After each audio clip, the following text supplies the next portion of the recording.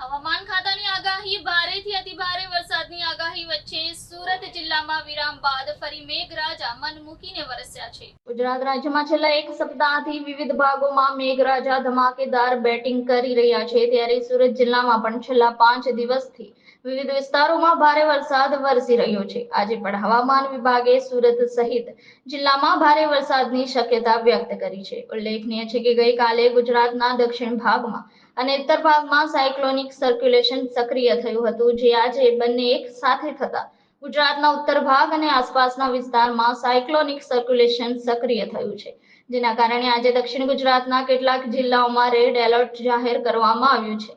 તેમજ આજથી 4 દિવસ ગુજરાતમાં ભારે વરસાદની આગાહી હવામાન વિભાગ દ્વારા કરવામાં આવી છે। સુરત જિલ્લામાં હવામાન વિભાગની ભારે વરસાદની આગાહી વચ્ચે હાલ વરસાદ વરસવાનું શરૂ થયું છે। વરસાદ શરૂ થતાં ખેડૂતોમાં આનંદની લાગણી પ્રસરી ગઈ છે। સારો વરસાદ વરસે તેની આતુરતાથી રાહ ખેડૂતો જોઈ રહ્યા છે। દક્ષિણ ગુજરાત સહિત સુરત જિલ્લામાં હવામાન વિભાગે ભારે વરસાદની આગાહી કરી છે। હવામાન વિભાગની આગાહી વચ્ચે સુરત જિલ્લામાં સવારથી જ કાળા ડિબાંગ વાદળો ઘેરાયા છે। કાળા ડિબાંગ વાદળો વચ્ચે હાલ વરસાદ વરસવાનું શરૂ થયો છે।